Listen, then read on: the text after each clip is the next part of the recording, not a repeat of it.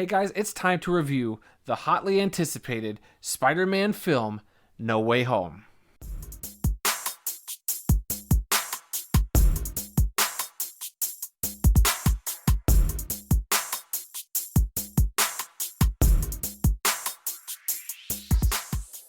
Picking up after the events of Spider-Man Far From Home, Peter Parker's secret identity is revealed to the world, causing problems for himself and the people closest to him. He turns to fellow Avenger Doctor Strange to help make it all go away, but when the spell goes wrong, Spider-Man foes from across the multiverse begin to pop up, and it's up to this universe's Peter Parker to set things right. Now, if you've seen any of the trailers, you know that this movie looks like it's throwing everything in the kitchen sink at this third entry into this Marvel Cinematic Universe's Spider-Man trilogy. And they throw a lot, and it's not overwhelming. I thought it would be way more overwhelming than it ended up being, and it's going to be hard to talk about this movie because there is a bunch of spoilers, and I don't want to be the person to spoil the movie for you. So everything I talk about you will have known seeing a lot of the trailers, and anything else I go in depth on, I'll tread lightly and talk in a lot of vague generalities. Like I said, I want people to go into this cold and hopefully not having anything spoiled for them. We all have our theories. We all have some vague notions of stuff that might or might not happen. But I benefited, and I think my viewing especially benefited from not knowing a whole lot going into this. And sure, I had my theories. Some were right, some were wrong. There were plenty of surprises. And I think if and when you go into this, you'll feel the same way. What's going to be unfortunate is that it's going to be tough to avoid spoilers for people, and that stinks because I know there will be people who will get it spoiled for them. Some look for spoilers and are okay with it. Some have the unfortunate, timing. Timing could be a pain in the butt for some people. Like they can't get to the theater in time to see it, so everybody and their grandmother are going to be talking about this movie around them, and it'll almost be unavoidable. So I really hope you watching this didn't get anything spoiled for you that you didn't want spoiled. But with that said, here we go into the review. And like I said, I really did dig this movie. I did. It was a lot of fun. It was emotional. And it definitely, balanced everything better than I anticipated. I thought there would be a lot of just throwaway stuff in here. And don't get me wrong, there are some stuff that I won't say what they are. But there were a few things that I was happy to see. But it was definitely fan service, and that was one of my biggest complaints of the movie is some of the fan servicey stuff, which, like I said, I ain't gonna spoil nothing for nobody, but there were just a few moments where I was like, okay, you're doing this for the fans, and it either dragged the film down or just felt so unnecessary to the actual plot that it could have just been cut all together, and its only inclusion was because it was fan servicey, and I'll just leave that at that. This might be Tom Holland's best performance as Spider-Man, and that's saying a lot because I think he's been great from Homecoming, which has been my favorite Spider-Man film from the Marvel Cinematic Universe.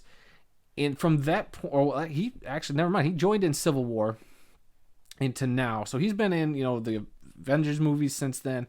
He's had his own Spider-Man movies. And this might be his best performance as the character. You get to see a lot more range than I think you've seen him do, especially in the MCU, portraying probably my favorite version of Peter Parker that's ever been put to screen. And then his supporting cast, like Zendaya is a lot of fun as his girlfriend MJ. His best friend Ned, played by Jacob Batalon, is great comedic relief. Then you got Jon Favreau back as Happy Hogan from the Iron Man movies, from the previous Spider-Man No Way Home movies. He's a good addition to this. And then, of course, Marisa Tomei as Aunt May is fantastic. This is probably her best performance as Aunt May in the three movies so far, because I think, she gets a little bit more involved with Peter, especially now that his identity's out there, and that from the trailer. So Aunt May gets a little bit more to add to Peter's development as a person, as a human being, and especially with the secret identity being out there, really leaves an impact on him, and I really appreciated that. Marisa Tomei is fantastic. Obviously, Benedict Cumberbatch comes in as Doctor Strange, and he's good as well. he does his typical Doctor Strange stuff we've seen in the Avengers movies and the Doctor Strange movie. So, all in all, this cast is phenomenal. And that's even before getting to the previous Spider-Man film villains, which were all fantastic, by the way. Alfred Molina coming back as Doc Ock was fantastic. I think the de-aging and the special effects on him worked quite well, and I like that a lot. And Jamie Foxx coming back as Electro was fantastic. And then, of course, Willem Dafoe coming back as Norman Osborn, Green Goblin, from the original Spider-Man, which I thought he was probably my favorite of all the villains coming back. He just turns on a dime, going from the tepid Norman Osborn to just the vile, evil Green Goblin, and it's so good. He still got it. Willem Dafoe is incredible. Not going to win him any awards, but definitely I give him really, really high marks for his performance in this. With that, I was shocked, that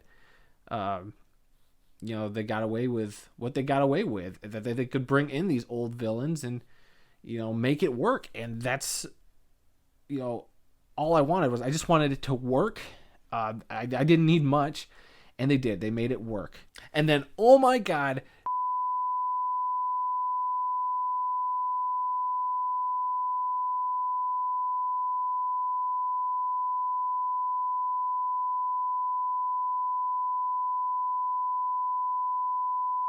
I have to talk about this with somebody. Oh yeah, so some of the things that didn't really work, like I said, was some of the villain explanations. They kind of skirt around it and they try to explain around certain things, and it didn't make a whole lot of sense. But it is fine. Like to a degree, it makes sense. But then there's an element where you're like, but how are you able to do bringing them back from the dead kind of thing? Because obviously, if you've seen the original Spider-Man movies, a few of them die. So how do they come back? And they explain it so it kind of sort of makes sense. You just gotta, like I said, you gotta go with it. So other things that didn't make sense was some of the Doctor Strange logic, and again, talking in vague generalities just to not spoil it for anybody. But Doctor Strange, you see him in the trailer. There's stuff he tells Peter early on, and then there's stuff later on he says, which they didn't conflict, but it was more of it was inconsistent with his attitude, with his reasoning and way of thinking, and I don't think that was executed the greatest. Again, you have to see the movie to understand what I'm talking about, and this movie's hard to talk about without spoiling it for anybody. Would I recommend it? Of course I'd recommend it. It's Spider-Man, and there aren't a lot of Spider-Man movies that are bad. There's probably two you could argue are terrible, but I think they have their merits to an extent. But especially now, seeing this movie and all these villains that pop up, going back and watching those old movies might actually enhance those experiences coming to this one. So it was cool how they worked that all out. And of course, if you're a big Marvel Cinematic Universe fan, this does some stuff that's setting up future movies, or movie, hard to say right now. But then it also is a nice way to wrap up a lot of stuff from the previous eras of Spider-Man, which I thought was really neat, the way they kind of, when bringing these villains in, kind of dealt with all that. So yeah, this is a lot of fun for me. Was it the best movie I've seen this year? No. I definitely had a lot of fun. I laughed, I cried, all that stuff. And I'm sitting at giving this an A-. And I know I wanted to give it higher, but I think, a lot of my issues, and I think a lot of people, when you see it, you're going to get overhyped, you're going to be excited, your mind's going to be blown. And I tried to reel myself in a little bit and look and analyze this movie as a movie in all its parts put together. And as a whole, it is good. A- good. So that's not a knock on the movie. What keeps it from getting up to an A, or maybe the best thing I've seen all year, is some of those inconsistencies and just kind of things you just have to go with. Things that they could explain, but they kind of skirt around it to avoid having to explain certain things, which is fine. Movies do that. But for me, and that just me personally, it kept it back. I think a lot of people are going to love this. This will probably be a lot of people's favorite movie this year, and I don't knock them for it. This delivers. It, in every sense of the word, it delivers. And if you were hyped for it, you're going to be hyped for it when it's done. I kind of want to go back and see it again. There is a lot that they put in there, little Easter eggs, and stuff like that, and it's definitely worth it. And don't get me wrong, and the fan service stuff I complain about, like I said, I didn't hate. It was just more so I felt like it dragged the movie down, and that's going to stick with me, and that bugs me a little bit because I liked those fan servicey moments. I enjoyed them, but when thinking about it as a movie and critiquing it like that, I would have to say that is a negative, that it kind of, I won't say it hurt the experience, but it definitely affected how I interpreted it as a whole.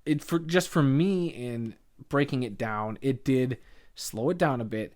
Not that it was bad, but I did notice, I was like, okay, we're taking a slight detour here just to do these fan servicey things, and it didn't add much to the plot of the movie. But hard to say, especially knowing the other Spider-Man movies and this, and like I said, the fan service, it's hard to talk about without spoiling it. So I'm not, and I have to prevent myself from spoiling it. So I'm going to stop talking now and tell you to just go out to the theaters and see it. Be safe, wear your masks, please, all that stuff. If you need to, whatever makes you feel comfortable being at the theater, please do it. Be respectful of the attendees and stuff, because I have a feeling that a lot of people are going to see the movie this weekend, and theater chains and a lot of businesses are still short staffed. So please be kind and courteous to your theater staff as you go out to the theaters this weekend to see this movie, because this is one that you deserve to see on the big screen. I would love to see this on IMAX. I still might. I got all weekend. And, so hopefully you go out and enjoy it. And I hope you leave your comment down below what you thought of the movie. And I hope you subscribe to my channel for more reviews on more movies, because I've definitely got more coming, especially as we approach the end of the year. And if you want, you can click right over here to see a video I did for my brother-in-law's birthday, in which I reviewed a film he loved called Robot Jocks, a film maybe I didn't love so much. And then, of course, down here a little lower, I'll put a link to my Ghostbusters review, the last movie I saw, which I was gushing about. And so there's been some good movies out lately, guys. I know I've missed a few. I probably won't get reviews out for every single one of them, but we're getting to that time where I can't wait to put together a top 10 list for this year. I'm very excited. And, Spider-Man might just end up on that top 10 list. There's been a lot of good movies this year. So without further ado, guys, I'm going to wrap it up. And hopefully you guys have a good time going to the movies this weekend to see it. So until next time, I'll be seeing you.